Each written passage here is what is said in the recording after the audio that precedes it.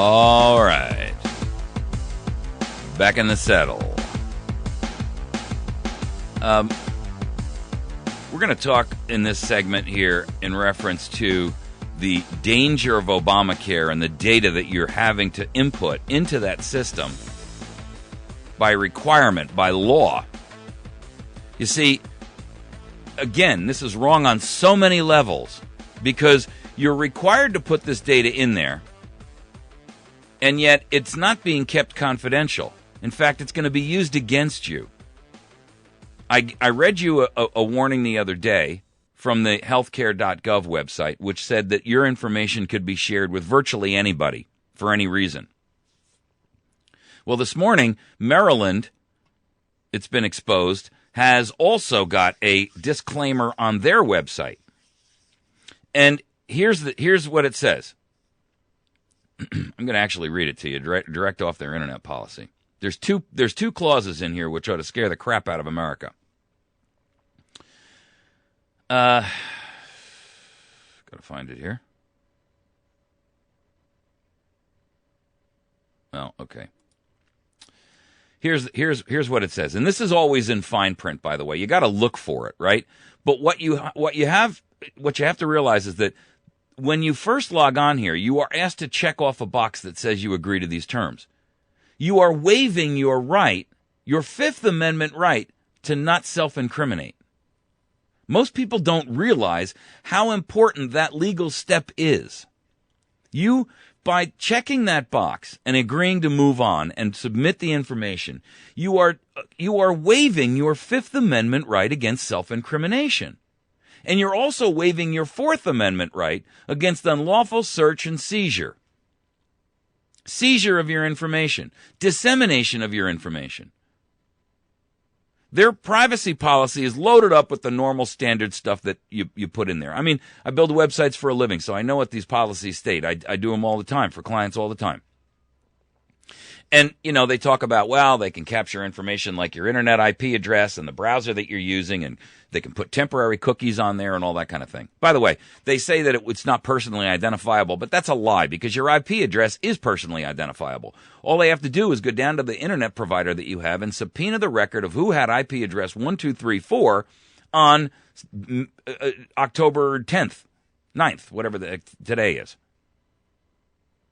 And the internet service provider, usually your local telephone company or your cable company or whatever it is, they come back and they say, well, we issued IP address 1234 to Michael Evans. It's personally identifiable, folks. I don't care how else you look at it. Now, then the only contention is, okay, who in the household that has access to those computers might have put that information in?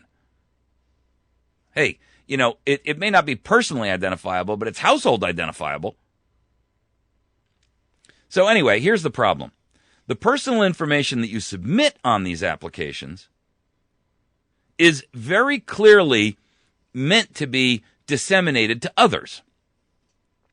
Their policy states that all the information that is necessary for you to apply for coverage and even to make a payment, which, by the way, means that they're going to want access to your bank account or your credit cards, right? In other words, you can sign up to pay online. And here's what they say. There's an exception after their standard dialogue of stuff. We may share information provided in your application with the appropriate authorities for, listen, wait for it, law enforcement and audit activities. Now, right at the top it says, should you decide to apply for health coverage through Maryland Health Connection, you don't have an option. It's law now. You're forced to. It's not should you decide. You must. The information you supply in your application will be used to determine whether you are eligible for health and dental coverage offered through Maryland Health Connection and for insurance affordability programs. It may also be used to assist you in making a payment for the insurance plan you select. There's access to your bank account. And for related automated reminders of other activities permitted by law. So that means that they're going to send you a ton of crap spam mail about how wonderful they are and how happy you should be that they're digging into your pocket all the way down to the knee. We will preserve the privacy of personal records and protect confidential or privileged information in full accordance with federal and state law. Well, that's no assurance because federal and state law says they can share it with anybody they pretty much want. We will not sell your information to others. Okay, so they won't sell it, but they'll give it to other agencies, departments, and anyone else who asks, including all of these insurance companies. Any information that you provide to us in your application will be used to carry out the functions of Maryland, used only to carry out the functions of Maryland Health Connection. That's what it says. Oh, stop. That's not all it says. Let me finish the sentence.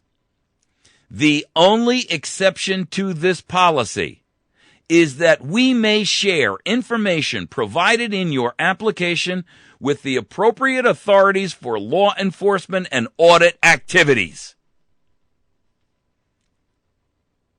So, let's ask some of the most critically thinking, logical questions.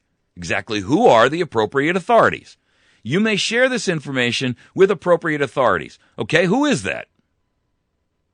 It's undefined. Does it refer only to state authorities within the state of Maryland, or does it apply to federal authority in the IRS and Department of Homeland Security and God only knows who else? Does it include the feds, or is it just Maryland? What kind and what type of law enforcement are we talking about? What kind of audit activity? Is it state taxation audits through the state IRS, or is it federal IRS? And what kind of audit activity would be justified based on your application for health care? Who exactly is authorized to make that determination? Within the state of Maryland, within the Maryland Health Connection. Who makes that determination? Let's narrow it down. Who's the guy or gal whose name gets on the piece of paper that says, this guy is subject to a new audit based on information we pulled? Or, worse yet, this guy is somebody we're turning over to the authorities because he is subject for mandatory mental health screening. You see, folks, you don't know what you're getting into. And I'm telling you, the way government works is that you are waiving all of your rights. You're waiving your Fourth Amendment right to privacy. You're waiving your Fifth Amendment right against self-incrimination. And you don't even know it. What's worse is you are required to do so by the law. And the two cannot coexist. You cannot be forced legally or coerced legally to violate your own Fifth Amendment right and privilege against self-incrimination. That's why the Fifth Amendment exists. Isn't that what Lois Lerner claimed when she walked into a senatorial hearing and said, I haven't done anything wrong, I plead the Fifth? There's no power within the law that allows them to say, you can't plead the Fifth, you've got to testify.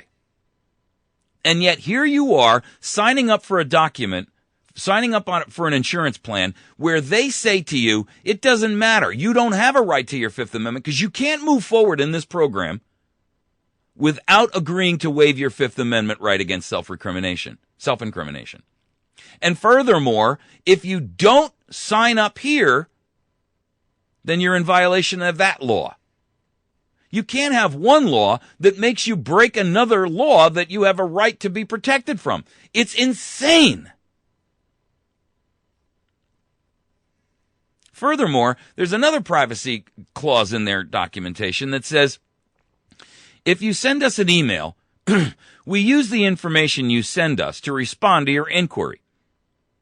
Email correspondence may become a public record. As a public record, your correspondence could be disclosed to other parties upon their request in accordance with Maryland's Public Information Act. Well, let's evaluate that for a moment. If emails to the marketplace involve your private information and matters regarding your finances, your health status, your history, and God only knows what other kind of sensitive information, because you're being requested or demanded, you're being forced legally to submit all kinds of documentation. If that information can be made part of the public record, does that mean that your information about the fact that you have a disease or an illness could become public record?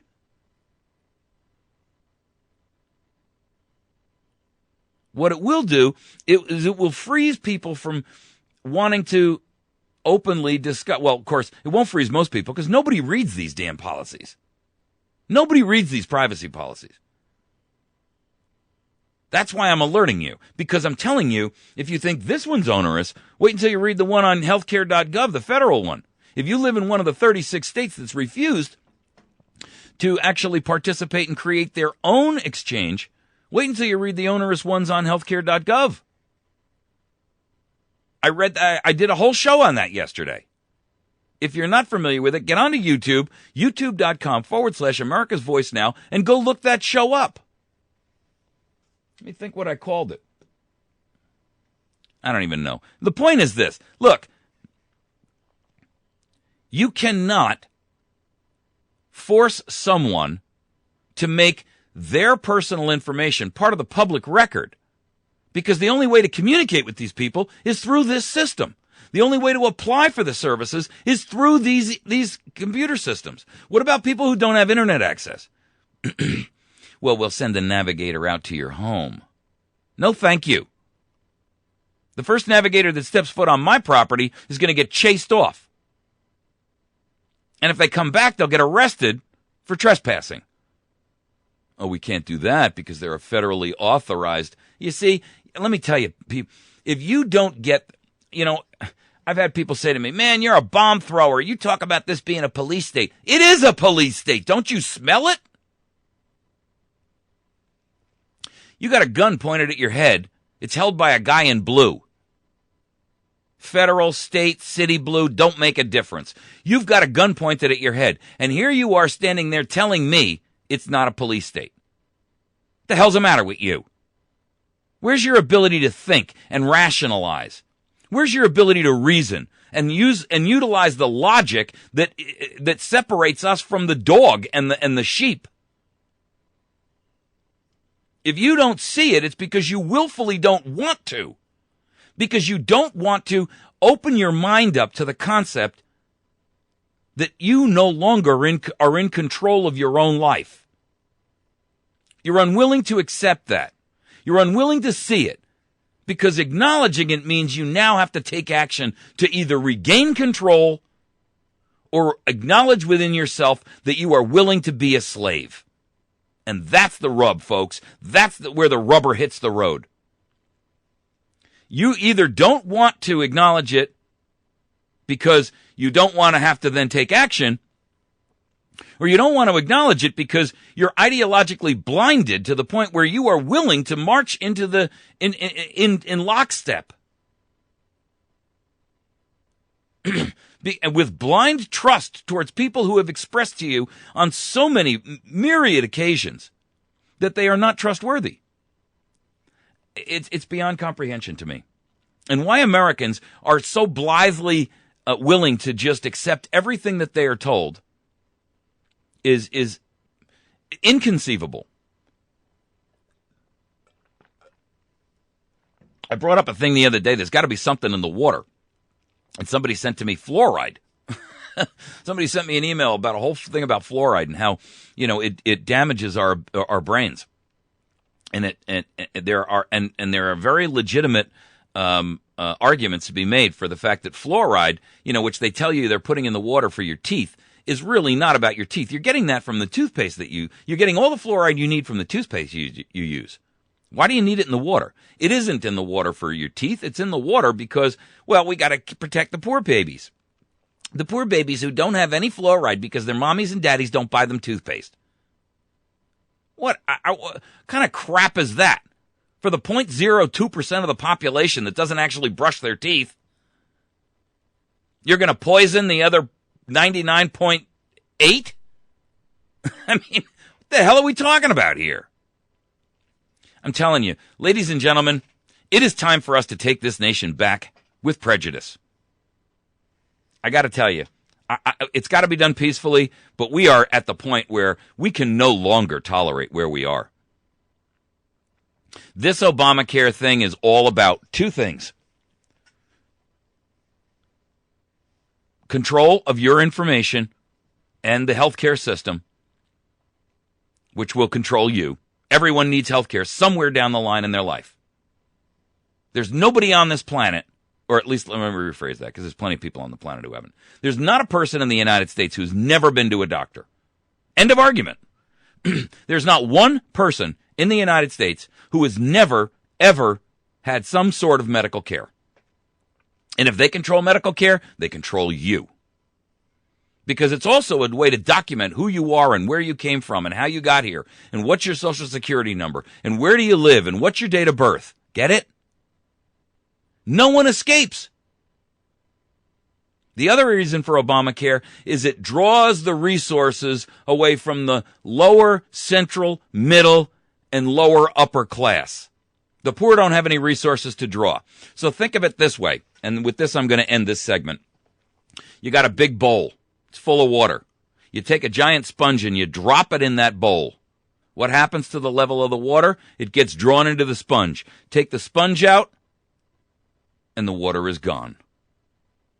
That is the resource sponge of Obamacare.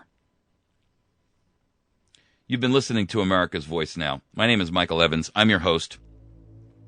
Make sure that you find us on the web by going to americasvoicenow.org.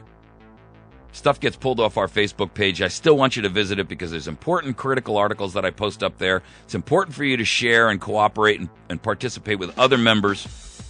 You can find that by going to Facebook.com/America's Voice Now. And then this and every other program that we put up is on YouTube, on our YouTube channel. You can go there by going to youtube.com/America's Voice Now. You can email me directly by sending an email to mike@americasvoicenow.org. mike@americasvoicenow.org. America, wake up. The end is nigh. It's everywhere around you. We'll be right back, folks.